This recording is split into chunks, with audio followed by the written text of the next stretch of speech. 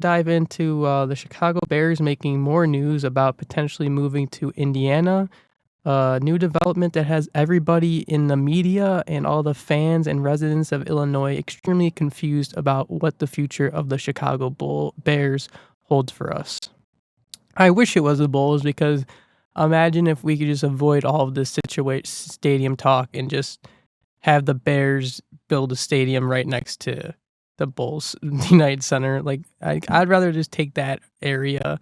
I know the Bulls were try to make renovations to that whole surrounding area, but it would be awesome if the Bears just came out of nowhere and took that idea from them, because pretty much they have already been floating around the idea with like 5 different locations. So adding the United Center honestly wouldn't be crazy, but we all know that's not happening. Like literally, that was just an idea I threw out there just for fun. But yeah, they just continue going around in circles, and it just feels like by the time I turned 40, the stadium still isn't going to be built. And by that time, the lease at Soldier Field's going to be out. So I wouldn't be surprised if they were playing at the St. Ignatius Field right down the block from where we're recording at UIC right now.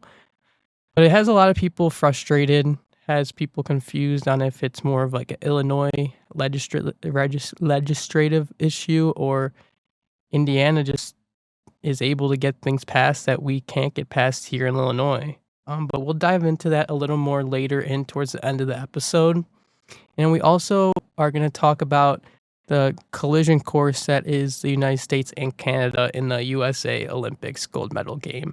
They both took care of business yesterday, Thursday, or Wednesday, February 18th. The USA won by a score of 2-1 against Sweden, and Canada won 4-3 against Czechia. I'm sorry, I suck at saying that name.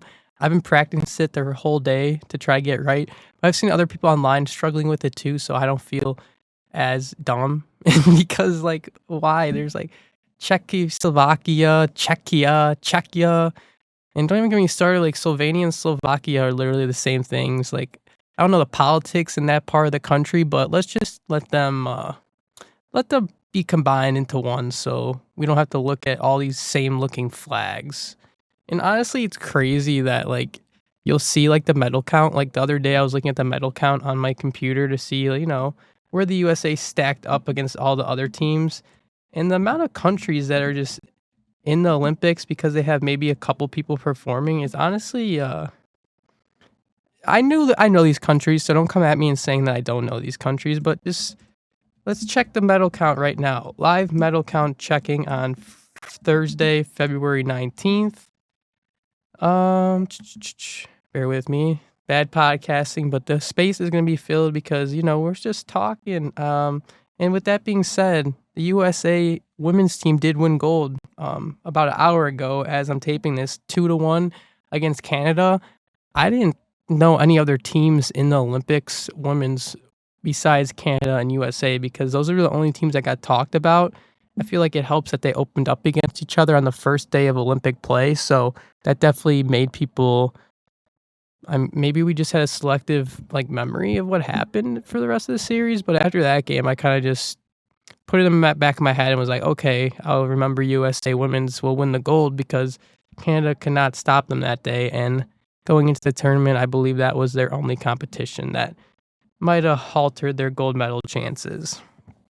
But as I'm filming this right now, the gold medal count is Norway's in the lead. I was talking to my family about this. Norway shouldn't be allowed to be in the Olympics. Not actual. Well, I mean, if we want to get some more rules, I mean, I'm pretty sure it's winter all year round in Norway. So how are they allowed to do it?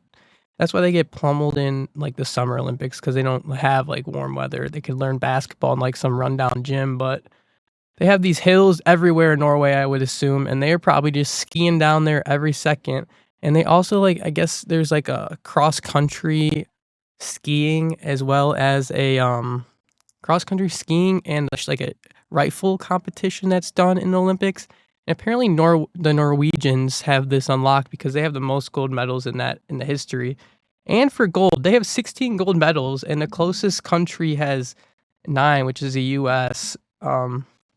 Silver medals, at least we have the most silver medals, and then bronze, I mean, we have 6. So if we don't have the best people available, we just suck, I think, because we should have more than 6 gold medals or 6 bronze medals. In the medal count total, we're at 27. Dude, Norway is just absolutely killing it, man. Like, geez, they cross country skiing, 6 gold medals. That is absurd. Nordic combined, that's the one I was just talking about, the shooting and the skiing. They have 3. So they just have 3 people that just specialize in these sports. Yeah, these people just have cool names too, like Offerberto James Loras. Offerberto James Loras, man. I wish I could just pronounce everything so good like that. And then USA, it looks like our best little sport that we won was speed skating. I love it. Let's go. But I mean, Jordan Stoles. I'm pretty sure wasn't there supposed to be like this girl that's like 20 that retired that's supposed to be really good? Like Isabella. I've been seeing her like TikToks and it's super it's super funny because before she went to the Olympics, it was her. I think she lived in like I don't know, like LA or something. And she's just like at like a random tennis court jumping around making TikToks with her friends in like the most unserious way ever, which is funny because the next week she's literally in the Olympics as a 20-year-old competing for gold medal for our country, and she's just at tennis court late at night. Like it was something like me and my friends would do when we were younger, where we would just be playing football or something at our favorite park, Imlay, or like at Oriole Park, which is another park in Chicago. Shout out to both of those places. I literally grew up there, like with the amount of times I was at both of them. But I forgot what was I saying? Yeah, but yeah, she's like a kid our age, my age, who's just living her dream as the Olympics and then just acting like another kid at the same time. Because I know there was also that other figure skating, like figure skater, like the quad god or whatever his name is, who's that blonde haired dude, Ilya, his name is. I can't pronounce his last name, but he was like the favorite to win gold in the gold medal figure skating, but he unfortunately did not do good. And I guess a lot of the people are saying, comparing him and the girl I was just referring to each other, and he looked like he was like just stressed the whole time. You know, he probably has been like not forced to do this his whole life, but maybe not have that big of a say because like this girl was able to retire, so it seems like she has a good support system around her. And the other guy just looked so stressed performing, like he had to nail everything or else he wasn't gonna win. And the girl, she was just so fluid out there, looking like nothing mattered to her besides like just flying around. They could like put their leg in the back by their ear and then like turn their head like sideways, like they're about to like crack their body, and then she's just spinning like a top, like a dreidel. It's insane. I don't know how they do it or how they even find out they're that good at it. Because at the same time, I'm just thinking like I only think about the ice as like ice hockey. I don't think about these people that have these insane skills. They're literally doing like ballroom dancing on ice. And it's not it's not easy. I would go out there and literally fall. I don't even think I could skate around like one time. It's like it's a tough sport, and I'm glad at least we got 2 gold medals out of it. But I need to get a little more locked in, or I wish they like. Another thing that I have with the Olympics is I wish they like stagger the competitions. Like I really like the snowboarding part of it, but after the first couple days of the Olympics, snowboarding is just completely out and it's no more competitions for snowboarding. And I'm like, why can't you do the women's at the front or the men's at the front and then have the other gender towards the end and then all the other different styles of snowboarding like thrown in between like the start day and the end day, because then you're stuck watching curling. Like I guess we're good at curling in the United States, but I don't know what the heck is going on in the scoring. Like me, my mom, my sister, we were watching it after Traders ended last week, and I was just sitting there like, what the heck is going on right now? Because there was people just one lady was flowing, and then they got to push it with like a mop type thing, and then they have to get it in the circle. People were cheering. I didn't know what was being said. The announcers didn't really even seem to know what was going on either. So I was just going with the flow, trying to be an invested American supporter, but it had its faults because it's hard to root for a sport that if you don't know the rules. It's kind of like if cricket or croquet, is that the one that looks like baseball that is very popular in like Asia? I don't know anything about that either, and that's how I felt about these sports I was watching, like curling and figure skating. Getting back into, I'm not discrediting the Olympic sports, but my bread and butter is the NBA, NFL, MLB, NHL. Those are my go-tos. So just having hockey on is a nice little thing to have as like background noise. If I just want to have something on, if I don't want to watch my regular shows, I'll put that on the big screen TV and then be playing Xbox in my little, like what I call my little nook area in the middle of my front room or in the corner of my front room. So that's how I like to enjoy the Olympics. But one thing that needs to get better is I'm not a fan of the times of it because I'm never watching it live. I'm only watching them on reruns. And if the USA and Canada ultimately do beat both the teams they face tomorrow, then their hockey game is going to be on at I think like 9 a.m. in the morning, which it fits my schedule because I work at like 2:45 that day. But I would much rather be able to wake up at noon and watch the hockey game instead of waking up, finishing the game, and having time before I go to work. And especially, it would be terrible if I woke up that early and then they just got blown out by Canada, and then you had to see everything on social media about how they're dominant over us. That's something I definitely don't want to see, so I might just sit this one out. No, I'm not actually going to sit this one out. I was thinking, like, how cool would it be? I always see people going to, like, the soccer bars for big-time soccer games, like Arsenal games and stuff like that, all over my TikTok and Instagram. I kind of want to do this for this hockey game. I might get a crew of my friends, and we're going to go out early in the morning to watch the Team USA gold medal game. And it'll be good practice because I am going to go to a bar crawl on St. Patrick's Day. So, you got to get out there early and just, get ready, man. Get fixed with everything around me, But anyway, so moving on to the NBA. Obviously, you know how the NBA All-Star works. You got your NBA Celebrity Game, which I only watch a few highlights of. Because like I said last week, it does nothing for me. There's no big names anymore. Like, it's not fun. You got NBA players and NFL players that are more athletic than everybody just taking control of the game.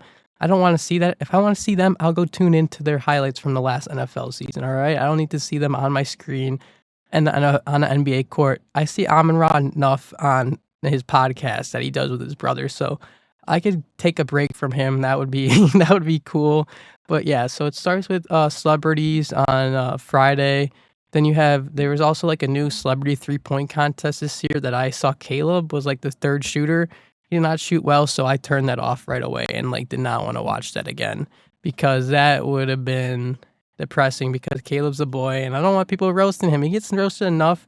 He could have just sat home and not done that, but he wanted to put himself out there, be more open to the fans. And he did that, but he lost to Drewski. Losing to Drewski in something probably isn't something you really want to share with people that frequently. So there's that was a tough look for Caleb, but we still love the boy. So those two competitions. Then on Saturday is like what I used to love. That was like my favorite night. Like all the magic of All-Star Weekend came with Saturday because you have dunk contests, which was very special because I grew up watching highlights of like Michael Jordan dunking in the highlights against Dominique Wilkins, which was a big rivalry in like the dunk contest and in the NBA during the Jordan era. So I used to go back and watch all those highlights. And even when I was younger, the dunk contest with like Dwight Howard and Jeremy Evans, like those were actually good dunk contests. I mean, Evan Turner was in a couple.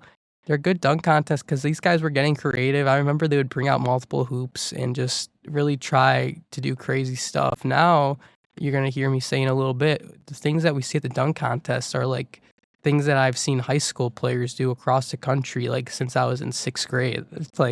It's literally not that impressive. And to give these guys the opportunity at the highest level, the most like viewed event in the NBA season besides the playoffs, and for them to be doing these dunks with these players, I just think it's doing a disservice to the fans that are there paying all this money to watch these segments of All-Star that are supposed to get the fans going, but instead you gotta manufacture like hype into the arena to get some noise going, and I don't like that. That's bad business. And then you have the 3-point contest, which is always great because the NBA, we know what it's turned into. It's a 3-point shooting league.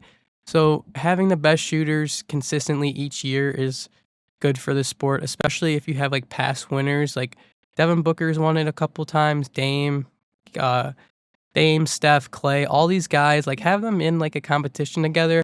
It's kind of cool. It's kind of like a battle royale of the best players in the NBA trying to showcase their talents. So that's always been my favorite part of All-Star Weekend. And then I said the dunk contest, the 3-point contest. So we'll break them down really fast. Starting with the new Rising Stars format, I was not a fan of this at all. You have two NBA players and then NBA legend on a team together, and they start under the basket. They have to make 3 layups. All 3 of them have to make their own layup. Then they go to the free throw line, or like the elbow and make 3 shots. Then like the other elbow make 3 shots. Then in the 3-point line, make 3 shots, and then go to the back of the half court and try and make 3 shots.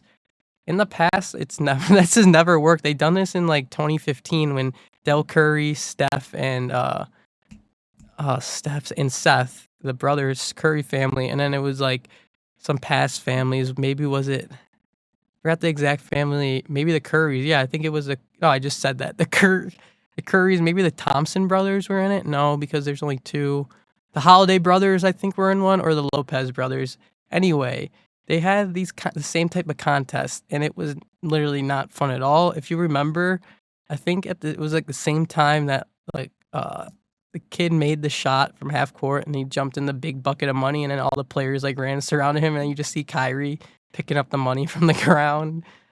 So yeah, that's the Rising Star Challenge. Like 2 of the big names. So we have like one of the teams was like Chet and another youngster in Rip Hamilton. And then another team was Jalen Brunson, Karl Anthony Towns, and John Starks. Another team was who was it? Wimby? Was Wimby on the team? Just 4 teams of like, I know Jalen Johnson was also on another random team, like pairings that just didn't even make sense. And then throwing in like Rip Hamilton on a random team, like why I'm being respectful here, but why were these players chosen, and like Corey McGetty too? These guys are, if you're an NBA fan like right now, like let's say there's a 13-year-old who's super hyped about the All-Star game like I was when I was 13, or even younger, like a 12-year-old, 10, 8, 9. These kids are going to be waiting to watch the Rising Stars Challenge, and then these old-time players just hop on the screen. And these players have no idea who they even are, and they're like, "What's the fun of me watching this? I mean, I get 2 out of 3 players. Why don't you just make 3 players, all NBA players? We don't need to see this old history." Like maybe you could make an argument that there are more well-known players from like more recent times, like a J.R. Smith would be fun, or like a Michael Beasley, like players like that have like entertainment factor, like Brandon Jennings, Brandon Knight. All these guys could like demand a room and like a mic, but instead they choose old timers that are barely Hall of Famers. I don't know, are they hard up on money? Like that's the only thing I think of, because it's not like they all played in LA. None of the guys that were there played in LA, I don't think. So it's just trying to have like their little like the NBA association, like what's it called? The player association, have them get their like money that they get after finishing in the NBA. I don't know. I thought it was weird how they chose that. And next is a 3-point contest. My pick going into win was Con Knipple. That dude just has a straight flow of a shot. If you look at it from the angle behind him, it looks exactly like Klay Thompson. So I was all in on Con Knipple winning. And he did this thing in the first round, putting up 27 points. And then next was Norman Powell. If you're NBA casual, as Flight Reacts would say, you don't know who Norman Powell is.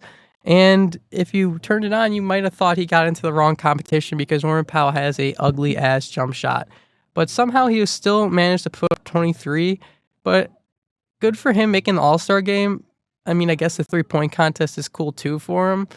But boy, take your ugly ass shot out of here. No one wants to see that. I'd rather watch someone with a better form shoot, because literally the way he was bringing that up on his right side and shooting it was just ugly. It looked like the ball was too heavy for him, which is the only time I've ever seen that in my time watching any type of basketball. Another person that should get axe from any future 3-point contest is Bobby Portis. I love you, Bobby. You're a former Bull, but I wish we kept you longer. But we don't need any big man in the competition. I'd rather just have quick release like guards and like an exception of a forward, because obviously they could be tall, but they're more fluid with with what they do. So I'd much rather see that than a Bobby who's your Uncle Portis in the competition. That is a no for me, please. Like, yeah, you could take him away. And then my man Tyrese Maxey. Okay, keeping in mind, okay, I have to preference this really fast. I couldn't watch any of these events live. One, it was my birthday, and I don't want to spend my birthday watching the All-Star Weekend, especially how it's been the past years. And two, because it was in LA and it was on at 3:00. Like, who was in charge of making that deal? An All-Star event should be something that you can get comfortable at home with the boys late in the afternoon. But no, they had it at 3:00 in LA. Like, yeah, they're an hour behind us too, so 2:00 their time. And people are busy in LA. I feel like they're all hung over from the night before, so why would they be at an All-Star event so early? And it's not even the Staples Center in downtown LA. I'm pretty sure this one was at the Intuit Dome, which is the Clippers' new stadium, and that's in Inglewood. So I think that's a little way away from LA too. So you're not even staying in like the LA area if you do attend the event. So that's something they need to change 100% fast. And what I was saying before that was Tyrese Maxey just forgot to take his warm-up pants on, and I low-key thought that stumped him a little bit because, I mean, it's not the pants are long and they're like baggy, so he was shooting and he was kind of like almost his heel was almost like landing on like the bottom of the pants, and I'm sure that affect him a little bit, or I'm sure that's what Sixers fans and players, people that voted on him for winning the 3-point contest spun it around as. But Tyrese Maxey, yeah, you're a good shooter. I'd like to see him stick around in the 3-point contest, but he didn't really do much. He got eliminated and had the lowest score, I believe, in the first round. And then, speaking of making me nervous, Devin Booker was very, very shaky in the first round. He only had 13 going into his final 2 racks, but he clutched up and proved that he put his money rack spot in the right spot, because some of these players are stupid and put their extra shot in like the second rack where you're not in a rhythm yet. But Devin Booker put it at the end, and he did a great job of choosing that, because he from the 3-point ball rack where you like get 3 if you make it from like a little past the regular 3-point line. Since that rack he only missed 1 shot. He made 4 out of 5 money ball racks to advance and just barely smashed it and walked away with 30 in a trip to the next round. Damian Lillard was also in the competition, and I got a bone to pick on this. Why? Why is he in the competition doing a 3-point contest that involves moving, jumping, running, and just overall agility, but he can't help his team compete in the NBA this year?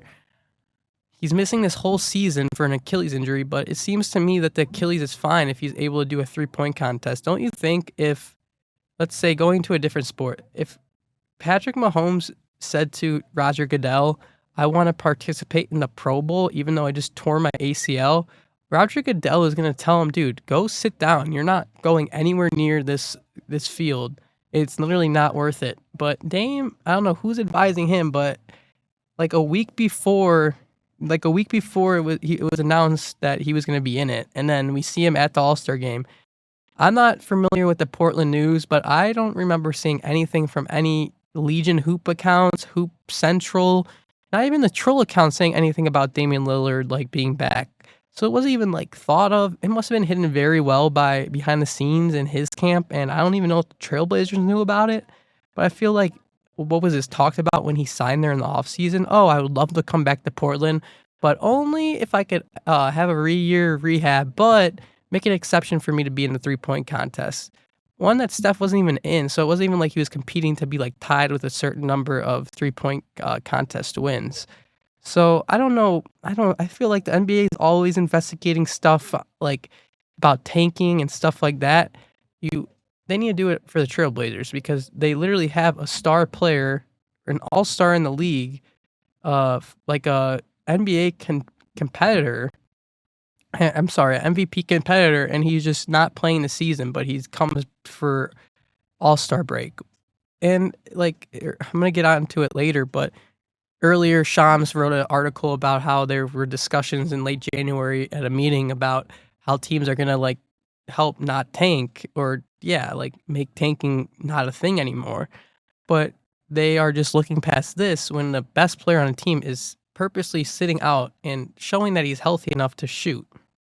I don't like that at all because what if next year a player has a little ankle injury, nothing serious at all, or no, I phrased that wrong. What if we go into the NBA season and we have people that are hurt, and like let's say Tyrese Halliburton this season, for instance, he knew he wasn't going to play this season, but what if he came back in the All-Star game and just was playing in that, and then decided not to play the rest of the season?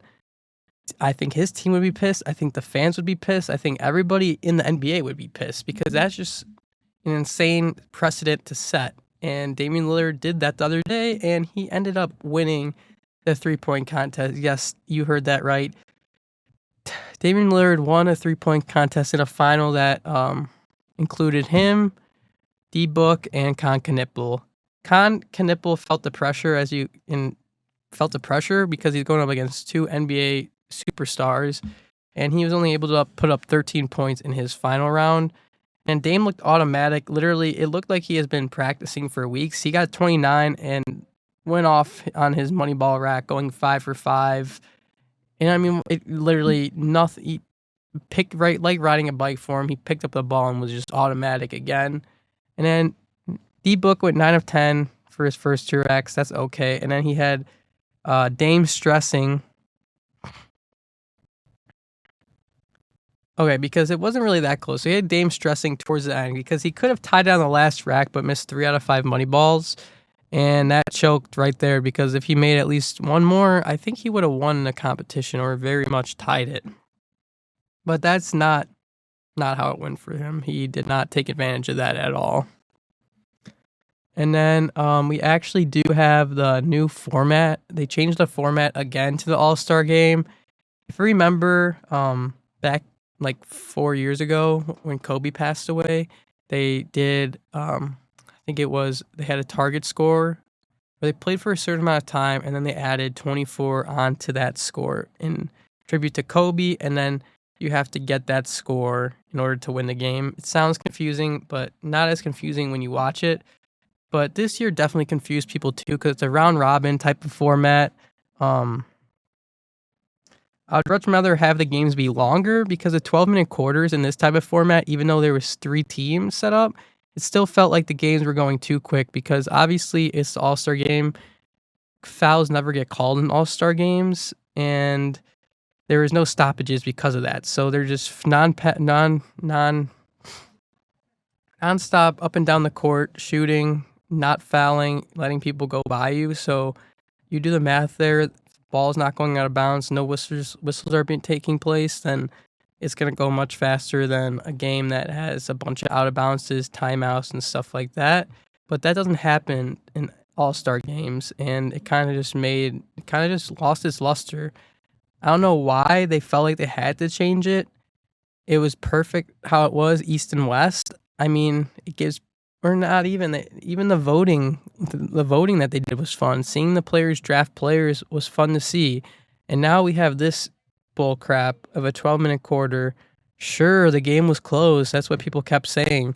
Yeah, like 3 of them were. The final game in the championship was a blowout because we have these 40-year-olds in LeBron, KD, Kawhi playing actually hard. At least they're playing hard in the All-Star game, so I can give them that. But like, come on, dude. Like, we want to see full-length basketball games. Maybe if you had 5 players plus, like, if you had a full 13-player bench, you would be able to do substitutions like that. And we got our answer, the USA versus World question that people wanted to see at the All-Star game, but did it really fix, like, that big need of this week that people needed? I really don't think so. And to go along with that, people pay good money to get to the All-Star game. All-Star weekend, the average ticket for Saturday's events were $400 to $800. So let's just call that like $550, and the price to get into the actual game is $2,500. Like, what are we doing here? That's no real fan could go to that. Been wanting to go to a NBA All-Star since I was young. Even when it was in Chicago, I wanted to go, but the tickets were like $700, and I was in 8th grade at the time. I did not have that money to go, and I'm not asking my parents to pay $700 for an All-Star game that was at the time starting to decline, but I didn't want to admit it. But now I think people are finally coming around to it, that maybe it shouldn't even exist anymore at all. Maybe we should just cancel it completely. That seems like what a lot of people are saying. And then the 2 o'clock start really ticked me off, like the Olympics, because it doesn't give anybody time to do anything. Sunday is an important day of the week or Saturday too. We're still with Saturday. People are out on Saturday, so one day you have off of work. No one's gonna make it a priority to get to the All-Star game. I would make it a priority if it was later in the day, but I'm not gonna miss things at like the afternoon hours to watch the All-Star game. It just put fans in a tough situation of not knowing what to do, and like resulting in probably a lot of people watching highlights. I'm sure the NBA would rather have live viewership than viewership on the apps, because I don't think it generates as much money, and like the numbers don't look good like when it comes out about the All-Star game specifically.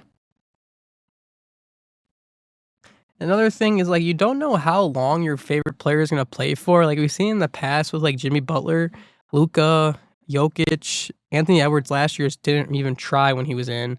You see these players just not giving it their all, and you're paying good money to see them, like I just said. So it's kind of like a shot in the dark of taking the shot and maybe not even seeing your player there. Like Steph wasn't playing this year. I don't know when that gets announced, but I'm sure parents are buying kids their presents for Christmas or birthdays. And what if a kid got a ticket to the All-Star game in a Steph jersey, and Steph was a little bit hurt, but he's not going to play? I don't know. I just think they need to fix. There's so much they have to fix in this format of All-Star games, just to make people happy and just to get a good product on the court.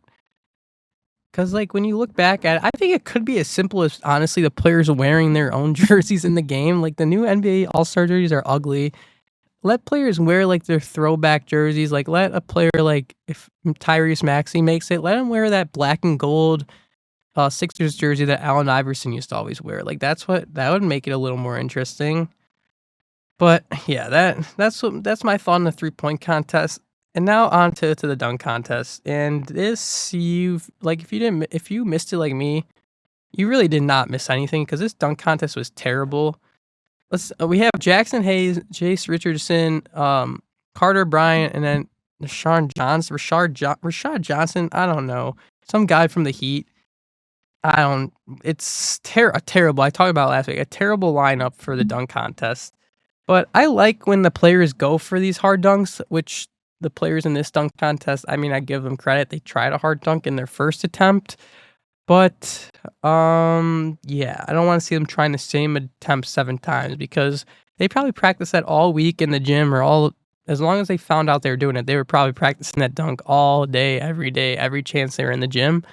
And then they get to the actual court and they can't get the dunk to happen, because they didn't even get it to work in practice. So then they just automatically think they're going to have some savior Jesus Christ moment where they're able to, like, actually get the dunk correctly. But as we saw, that happen like 4 times with these players, and it was just so annoying.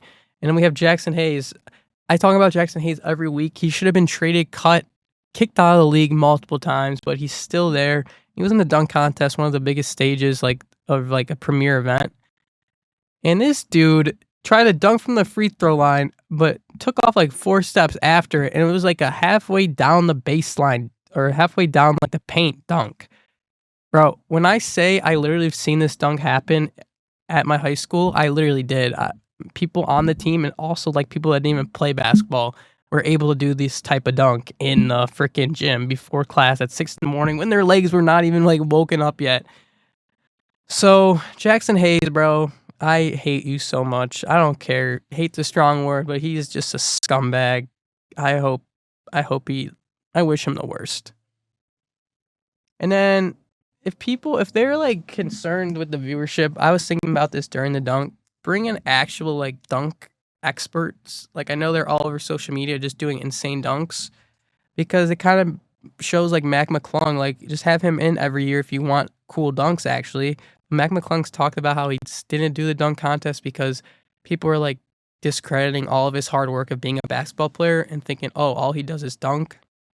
He even said he went 1 year without dunking because he wanted to show people he could do other stuff besides that. So the dunk contest, yeah, terrible product that needs to be cut. And that's not even the worst part of it all. Like Jace Richardson, this was the moment everyone probably saw, but he was doing a dunk from the side. So he had someone throw it off the side of the backboard, and he tried doing like a double clutch, like 360 dunk, but he failed miserably. Couldn't even get high. Didn't even look like he had hops, to be honest. He didn't look like his vertical was that high. So he got the ball to like the rim. He hit the rim and then he tried holding it in the back of his head, and like the ball fell and then he fell and then he hit his head, but he like low key was saved because he's got like nappy hair and it's thick and kind of saved him and didn't give him a freaking brain aneurysm bleeding. So good thing for him for that. But yeah, and then the announcers, like when a dunk happens that's terrible, they're trying to, oh yeah, what a dunk, oh my god, dude, it's literally just a windmill dunk. What are we talking about? That happened like 3 times with Carter Bryant, Reggie Miller, dude. And then that made me think, when it was the Aaron Gordon versus Zach LaVine dunk contest, Charles Barkley, Kenny, Ernie, and like that crew at TNT was doing it, and it was just cinema. Roasting players when they didn't have good dunks, saying swear words when they were good dunks. It was just awesome and needs to be brought back. During All-Star Weekend, we also had Kevin Durant getting a little hustle. There's so many funny memes because if you've been living under a rock, the KD files got released. Yes, that is the KD files. He didn't do anything sexual like that weirdo Jeffrey Epstein, but he definitely was like, KD loves his burner accounts, and he wasn't doing a good enough job of hiding his burner accounts. So we'll go back all the way in 2017 when he was on the Thunder. He was talking. He was talking on an account how he didn't like Billy Donovan and Russ, and he accidentally logged into the wrong account. And so basically, I'll break that down. So it was a season after he left the Thunder to go to the Golden State. And I think it was when Golden State won it. So he was already a champion. But, KD has to get his shit off. And he says this, like, in his Instagram bio. This is his quote. "There's no relax, champ. No relaxing when I'm on Twitter. I'm on 10 until the second I close this app. You relax." That's when he was talking to someone online about some other incident. But back to what I was saying. In 2017, after he won the championship, he was talking about how he didn't like Billy Donovan, and all he had was Russ there and nothing else to help him out. And before writing this tweet, so he said he went to sleep and woke up and the wrong account was logged in. So he tweeted that from his main account thinking it was his burner. So that was the start of like KD with the burners. And in an interview after that, he said, "I took it a little too far." But, KD can do no wrong because it literally just he gave you a warning tip on like what he does when he's on Twitter. So if you didn't get that, that's kind of on you.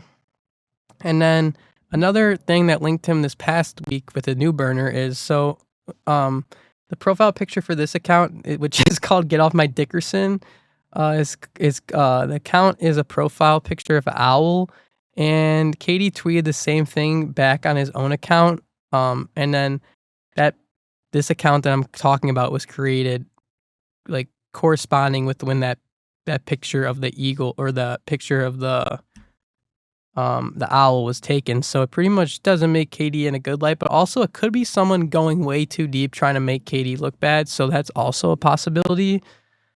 And then this is when the tweets got leaked about what he was saying about his team. So we'll start with what was happening about talking about the players he's with now in Houston. Here's one quote, "Coach called that play to pass to Alpi, LOL, talk about Alpagin Sengun. I'm going to turn the ball over with this team. I don't give a fuck. Your franchise player can't shoot or defend. That's a way bigger issue than my turnovers. Remember, these guys are your future." So he's basically saying, like, these guys suck. I'm here for another 2 years, but once I'm gone, you're going to be stuck with these bums, so have fun with that. And then when continuing to talk about Jabari, who's looked up to KD his whole career, said, when talking about Jabari, he said, "I can't trust Jabari to make a shot or get a stop. That's just tough." That's literally basketball, making baskets and playing defense. He can't do any of that. And then obviously Kevin Durant was in Phoenix for the last 2.5 seasons before going to the Rockets. And KD was talking about Devin Booker and said, "Life with Devin Booker and Vogel," and sent a picture two dictators, Stalin and Hitler, Mussolini and Kim Jong Un. The Suns are my team when we lose, and the Bucks team when we win. I mean, the stuff about the dictators is obviously a figure of speech, kind of going a little too far, Katie, but the stuff about Devin Booker is kind of true. And honestly, it's been like that throughout KD's career. Whenever he plays great and they lose, everyone blames him. But if he plays great and they win, someone else on his team play good, they get the credit, not KD. So it's kind of like give the guy the same love that he deserves. And this was the funniest one. He was talking about like past players he was playing with. He posted a picture and it said, "The pic disproved it. LOL, that's the point. I wouldn't say Kai was competing with me, but that light skin and the triple-double cocaine bear was." So he was saying Kai and him play good together, is what I took from that. And that the light skin, who he's referring to, is Curry, and then the triple-double cocaine bear, who is Russell Westbrook, which is easily infirmed. He's just saying that like they weren't they were getting his way. That's pretty much what he was saying about that one. And then one of the funniest ones was the funniest one besides the other one I claimed to be the funniest was this one, quote unquote. "I swear I miss Ben Simmons. At least he would pass me the ball." Because we know Ben Simmons couldn't shoot, so KD's pretty much saying like I knew I was getting the ball every time he was on the court because he was scared. That's just classic KD right there. This story will pass. I mean, not fully ever pass because it was always somehow be brought up, just like how everything's brought up. But KD, I don't care. He talks about his Twitter, and the best part is when he was there getting pictures taken of him tweeting when people are like practicing on the court, and then there's another one, him walking in like the locker room, and then someone said what up to him, and then he like looked up for a second, shook their hand, and then immediately before even turning back around, went back to his phone. So you know he was in there fighting for his life or trying to get everything away that could connect him back to that account. So shout out to KD. I stand with you. I love you, dog. And then another thing that I woke up to today was the Bears are very close to moving to Indiana, apparently. As we all know, this saga has been going on for like 3 to 4 years now, when the Bears bought Arlington Heights Racetrack for $197.2 million in an attempt to stay in the Chicagoland area. But now, after conversations have been moved to the south side, to Indiana, Iowa's gotten involved, everywhere, Joliet, Naperville, I think, has been thrown around. Now it looks like it's going to be moving to Indiana. I'm going to read some quotes that I took from this article. Pretty much, Indiana House Committees unanimously advanced legislated measures creating a stadium finance authority that would help the team build a dome in Northwest Indiana, a move that the team called the most meaningful step forward in a gridiron saga that has stretched on for more than 3 years. And then it talks about how the Indiana House Speaker, Todd Houston, I think we found a great partner in the Chicago Bears. Today is a historic day, one we look forward to building upon. That's nervous right there because they seem way too positive, like they know something's about to be like happening and the legislative is 100% going to pass. And then even the mayor, who was apparently getting very emotional when talking about the Bears potentially moving to Hammond, Indiana, he said, "Hammond's ready to partner with the Chicago Bears." Basically, Hammond's ready to partner with the Chicago Bears. And then it talked about how Hudson read a statement that was later shared by the Bears asserting Indiana's bill passage, which would quote-unquote mark the most meaningful step in our stadium planning efforts to date. We're committed to finishing the remaining site-specific necessary due diligence to support our vision to build a world-class stadium near Wolf Street Lake in Hammond, Indiana. So this is like, it looks like it's actually like in full circle. And another Bears spokesperson added, "Hammond is a site we are focused on to work on the dome." And this is very surprising to apparently Illinois legislative because J.D. Pritzker and the Hammond, Indiana government apparently had a 3-hour negotiating session last week that Bears reps were present at. And Pritzker said, it's very disappointing to hear that they put that statement out, but not say anything about the advancement that's been made in the state of Illinois, Prisker said.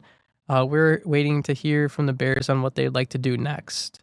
Um, so apparently at that meeting, they talked about, he said they agreed on a bill that would move forward like this morning today, but they asked us not to move forward with it, which this sounds like bullcrap because they said they wanted to tweak a couple items in the bill. So why would they take the bill to you if they weren't fully convinced that that was a bill that they wanted to pass? And you're just giving them, they're telling you to not move forward, or did you tell them? Like that's a misunderstanding. That's a weird part of the quote. Because they said they wanted to tweak a couple items in the bill, which were things that we were working with them on. So you think the Bears are just completely going to avoid this situation on one of the last steps that could be taken just to move to Indiana? I just really don't think so. But it makes sense that maybe the Bears weren't serious in that meeting because the president, Kevin Warren, did not attend that meeting. So I feel like if he was there, it would be a lot more like, official and like win or go home type of vibe, but didn't seem to be like that at all. And then the last thing is that the state of the state of Indiana moves at the speed of business, and we've demonstrated that through our quick coordination between state agencies, local government, and the legislative to set the stage for a huge win for all Hoosiers. We have built a strong relationship with the Bears organization that will serve as a foundation for a public-private partnership leading to the construction of a world-class stadium and a win for taxpayers. So, Illinois fans, no, this is, I'm not even the biggest politic guy, but this seems like politics written all over it. Why is this happening? Why? It seems like here with that last quote, we have a strong relationship with the Bears and leading construction for a world-class stadium and a win for taxpayers. So if this stadium does go to Indiana, if that means Illinois residents are getting screwed out of jobs, money that could be made to that community, I think that's ridiculous. That just shows JB Prisker, you need to do better, buddy. Don't just make a move because you're scared it's going to affect your presidential run. We're not going to get into that. Hopefully next week's episode. Thank you everybody for turning in to this episode of Around the League with Brady B. Next week we will talk about the upcoming NCAA March Madness tournament and dive into what each team has to do in the NFL offseason. See you next week. Thank you.